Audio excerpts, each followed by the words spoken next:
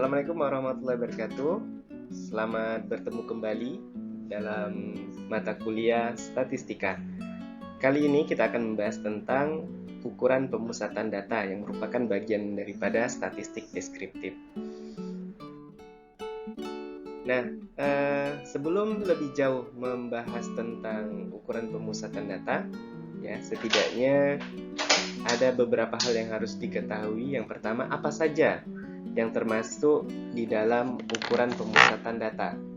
Nah, di sini kita akan mempelajari ada yang disebut dengan mean, kemudian ada yang disebut dengan median, kemudian ada yang disebut dengan modus. Nah, pada dasarnya materi ini adalah materi mengulang ya, karena di tingkat SMA materi ini juga pernah dipelajari tentunya. Nah, kita masuk ke materi yang pertama yaitu mean atau yang disebut dengan rata-rata. Jadi, apa itu mean atau rata-rata? Nah, di sini dikatakan bahwa rata-rata itu adalah suatu bilangan yang bertindak mewakili sekumpulan bilangan.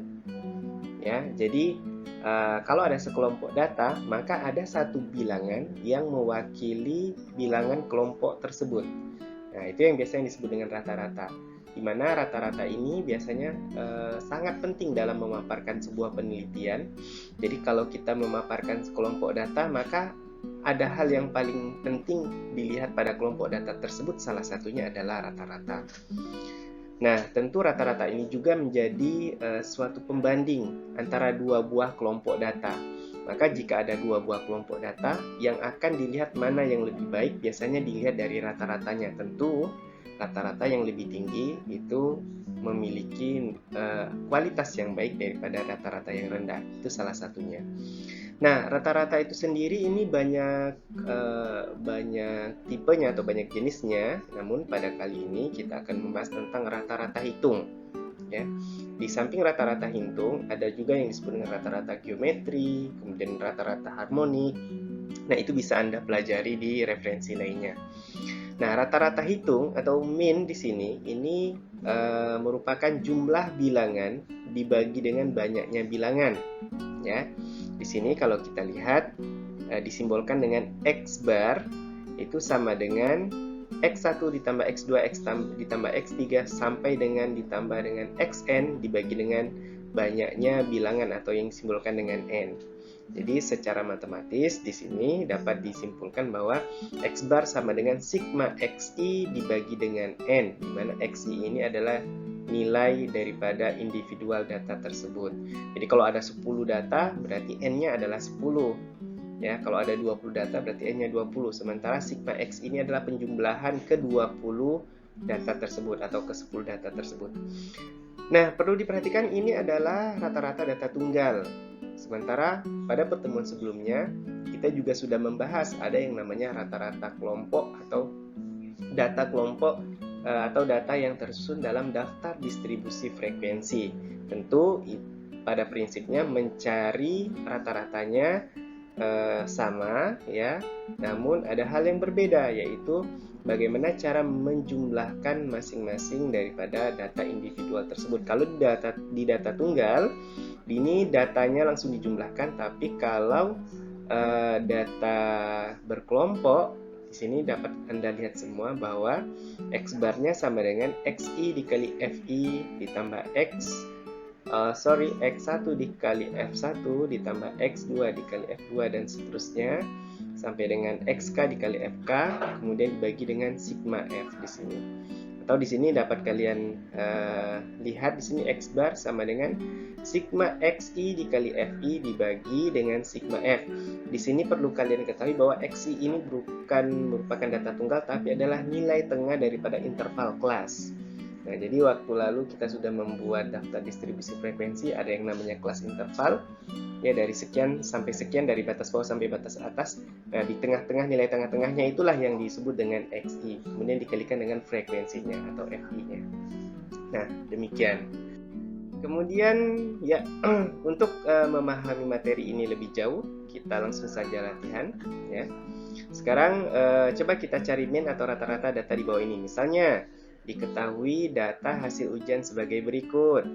Ada datanya 40, 50, 55, 60, 65, 70, 70 dan 75. Nah, ada berapa di sini? Ada berapa data? Bisa kita hitung 1, 2, 3, 4, 5, 6, 7, 8. Ada 8 data. Nah, bagaimana cara mencarinya? Ini mudah sekali. Ingat persamaannya ya, bahwa X bar sama dengan sigma XI dibagi dengan N. XI di sini adalah jumlah data, N adalah banyaknya data. Nah, di sini langsung saja X barnya sama dengan sigma XI dibagi dengan N. Yaitu kita jumlahkan datanya mulai dari 40 ditambah 50 ditambah 55 ditambah 60 ditambah 60 ditambah 70 ditambah 70 ditambah 75 dibagi dengan banyaknya data. Di sini ada 8 data. Nah, sehingga kita jumlahkan totalnya adalah 485 dibagi dengan 8, hasilnya adalah 60,625. Nah, saya pikir mudah bukan? Ya, ini simple sekali, seperti ini dasarnya. Kemudian sekarang kita coba bagaimana cara mencari rata-rata di mana data yang disajikan merupakan data kelompok atau data yang tersusun dalam daftar distribusi frekuensi. Nah, tentu di sini ciri, sekali lagi saya katakan, ciri khusus dari data kelompok atau tersusun dalam daftar distribusi frekuensi adalah adanya interval kelas di sini. Nah, adanya interval kelas yang sudah kita pelajari waktu lalu. Nah, cara mencarinya kita menggunakan persamaan yang sudah kita ketahui sebelumnya, yaitu X bar sama dengan sigma XI dikalikan dengan FI dibagi dengan sigma FI. Nah, perlu diketahui bahwa di sini XI adalah nilai tengah interval kelas, ya, nilai tengah daripada interval kelas. Kalau misalnya interval kelas di sini adalah 37 sampai dengan 45, maka XI-nya itu adalah nilai tengah-tengah antara 37 dengan 45. Nah, cara mencarinya gampang. XI ini sama dengan batas atas kelas interval ditambah dengan batas bawah kelas interval dibagi dengan 2. Jadi XI ini diperoleh dengan cara menjumlahkan 37, contoh ya, yang interval kelas yang pertama ini berarti 37 ditambah dengan 45 dibagi 2. Nah, itulah yang disebut dengan XI. Sementara FI di sini adalah nilai frekuensi absolutnya atau 3. Untuk lebih jelasnya, di sini bisa kalian perhatikan semuanya. Contoh di sini sudah tersusun ya. Kemudian kita mencari XI-nya. Contoh pada interval yang pertama 37 sampai dengan 45. Berapa XI-nya? Di sini cara menghitungnya adalah XI itu diperoleh dengan cara 37 di sini ditambah dengan 45. Ini 45-nya. Kemudian dibagi 2. Jadi 37 ditambah 45 totalnya adalah 82. Kemudian dibagi 2 adalah X-nya adalah 41. Nah, kita tuliskan di sini X-nya 41. Nah, begitu. Kemudian selanjutnya di sini ada XI dikali FI. Berarti XI-nya yang mana? XI-nya 41 dikalikan dengan FI-nya yang ini, 3. Jadi 3 dikali 41 totalnya adalah 123. Jadi di sini saya katakan jadi XI dikali FI. XI-nya sudah dapat tadi kita cari 41. Kemudian FI-nya XI-nya 41, kemudian FI-nya adalah 3. Jadi sehingga dikalikan 3 dikali 41 adalah 123. Nah, ini kita lakukan pada interval kelas yang selanjutnya. Pada interval kelas yang kedua, ketiga, keempat, kelima, keenam, ketujuh dengan cara yang sama. Nah, kemudian setelah mendapatkan XI FI di sini, kita jumlahkan seluruhnya. Ya, jadi kita jumlahkan totalnya 123 ditambah 250 ditambah 413 ditambah 816 sampai dengan 285 dijumlahkan totalnya adalah 272. Nah, Anda bisa menjumlahkan dengan menggunakan Microsoft Excel atau dengan kalkulator secara langsung. Sehingga inilah yang disebut dengan sigma atau jumlah daripada XI FI atau jumlah daripada XI FI. Ini 2702. Sementara ini kita jumlahkan namanya sigma atau jumlah daripada FI. Totalnya kita jumlahkan 40. Nah, sekarang mudah sekali. Berarti bagaimana rata-ratanya? Rata-ratanya berarti kalau kita lihat ya. Nah, di sini berarti sigma XI FI-nya sudah dapat tadi 2702 dibagi 40. Nilai rata-rata daripada data kelompok tadi yang kita cari adalah 67,55. Nah, jadi di sini Kesimpulannya, nilai rata-rata dari tugas statistika tadi mahasiswa adalah 67,55. Nah, saya pikir mudah bukan? Simple sebenarnya. Yang harus Anda pahami adalah langkah-langkahnya saja, ya. Jadi kalau langkah-langkahnya sudah benar, saya yakin hasilnya juga akan benar. Ya, jadi telitilah dalam menghitung. Nah, sekarang kita lanjut ke modus. Apa itu modus? Modus ini bukan modal dusta ya. Jadi kalau bahasa sehari-hari modus itu adalah modal dusta. Tapi di statistik modus itu nilai yang paling banyak muncul ya dari sekumpulan bilangan. Jadi kalau tadi ada kelompok bilangan, kemudian ada satu bilangan yang mewakili kelompok tersebut disebut dengan mean atau rata-rata. Nah, sekarang kalau ada sekelompok bilangan, kemudian ada bilangan-bilangan tersebut yang sering muncul, maka yang sering muncul itu disebut dengan modus, ya. Yang fungsinya untuk melihat kecenderungan dari sekelompok bilangan tersebut. Nah, contoh misal di sini nilai ulangan 10, 10, 8, 7, 7, 6, 5, 5, 5, 5, 4. Nah, kalau dilihat data ini, ya, data tunggal ini, maka mana data yang sering muncul, mana nilai yang sering muncul? Kalau kita lihat di sini 10 ada 2, 7 ada 2. Nah, sekarang di sini kalau kita lihat 5 ada 4. 1, 2, 3, 4 ada 4 ya. Nah, maka di sini yang sering muncul adalah 5 karena ada 4 kali muncul. Ya, maka modusnya adalah 5. Namun jika datanya bukan data tunggal melainkan data kelompok berupa daftar distribusi frekuensi, nah bagaimana cara menentukannya? Nah, kita memasuki materi menentukan modus data kelompok. Nah, di sini data kelompoknya sama tersusun dalam daftar distribusi frekuensi ya. Nah, untuk mencari modusnya, maka di sini kita bisa menggunakan persamaan MO sama dengan B plus P dikali B1 dibagi B1 ditambah B2. Nah, MO itu adalah nilai modus, P adalah panjang kelas modus. Ingat, waktu dalam membuat daftar distribusi frekuensi kita sudah memahami apa itu panjang kelas modus ya, yaitu hitungan dari batas bawah sebuah kelas interval hingga batas atas sebuah kelas interval. Misal kalau di sini kalau kita lihat 37 sampai dengan 45, berarti 37, 38, 39, 40, 41, 42, 43, 44, 45, berarti ada 9. Ada 9, panjang kelasnya 9. Kemudian B, batas bawah di mana modus terdapat. Nah, kalau kita lihat di sini ya, modus itu cirinya, kelas modus itu adalah kelas yang memiliki frekuensi terbanyak. Kalau dilihat di sini ini adalah 12 ya. Jadi 12 ini merupakan kelas modus nantinya. Nanti akan kita pelajari. Kemudian B1 selisih antara frekuensi kelas modus dengan frekuensi sebelumnya. Kemudian B2 selisih antara frekuensi modus dengan frekuensi sesudahnya. Nah, untuk memperdalam materi ini ya, khususnya pada menentukan modus pada frekuensi pada data kelompok atau yang tersusun dalam daftar distribusi frekuensi. Jadi sekarang kita latihan. Silakan siapkan pulpen dan kertas ya. Kita latihan di rumah ya. Oke. Nah, sekarang contoh di sini sudah ada contoh tadi.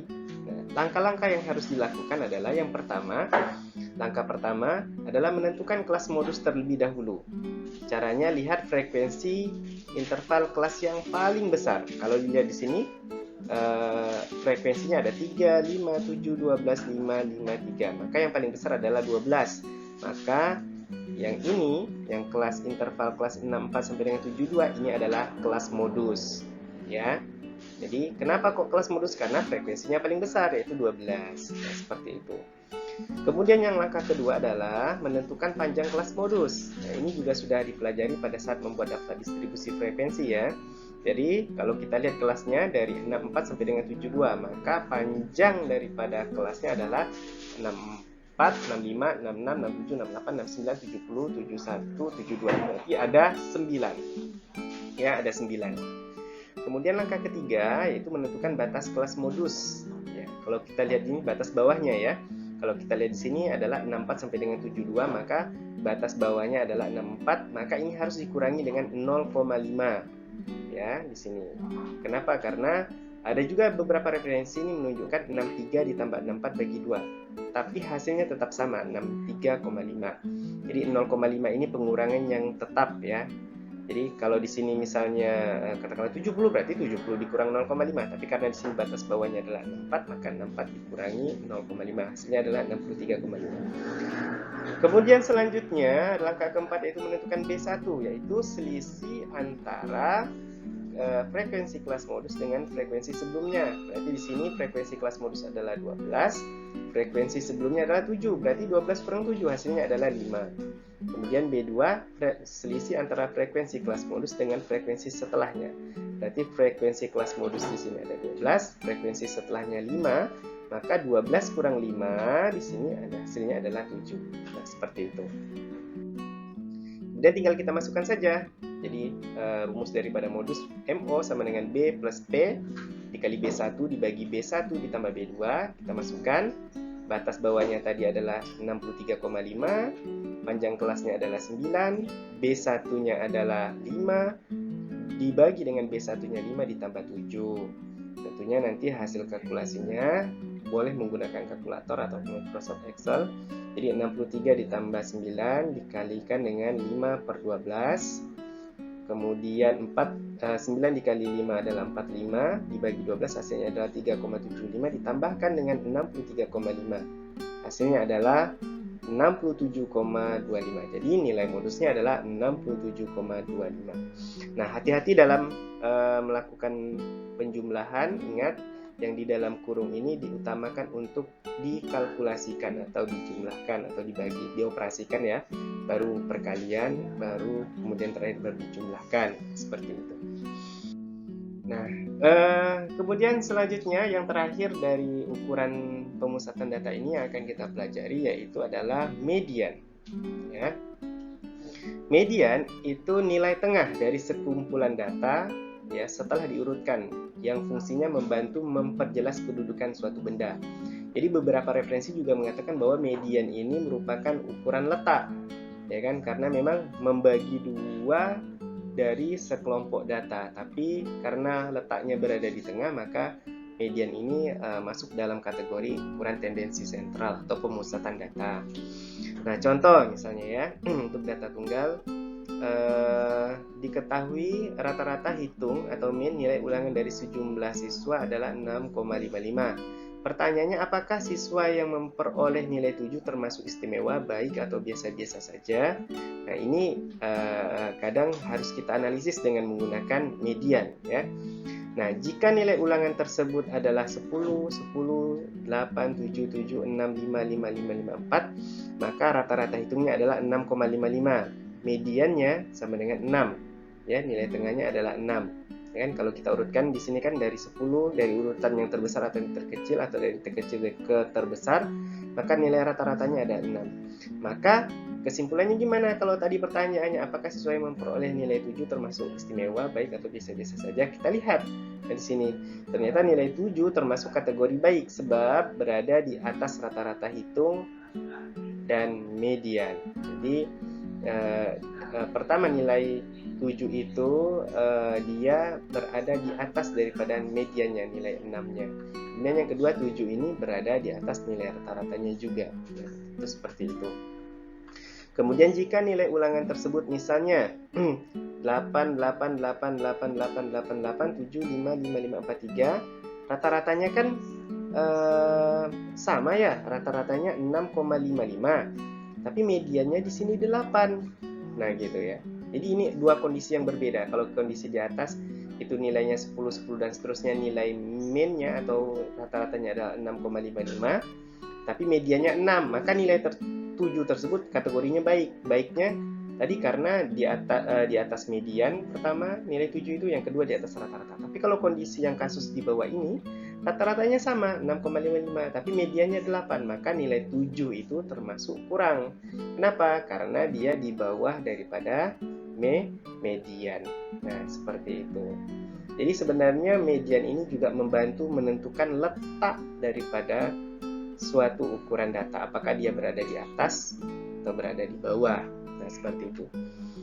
Nah, jika sekumpulan data banyak bilangannya genap atau tidak mempunyai bilangan tengah, maka dibagi dua. Contohnya adalah misalnya begini, 1, 2, 3 dan seterusnya sampai dengan 9 ini, maka mediannya kan ada dua nih, antara 5 dengan 6, maka mediannya harus kita jumlahkan daripada nilai yang genapnya ini. Jadi 5 dan 6 kita jumlahkan, karena posisinya berada di tengah-tengah antara 5 dengan 6, kemudian baru kita bagi dua, hasilnya adalah 5,5.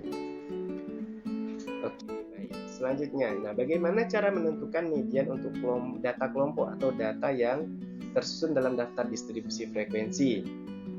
Nah, untuk data kelompok, rumusnya MD atau median sama dengan B plus P dikalikan dengan setengah N dikurang F besar dibagi dengan F kecil.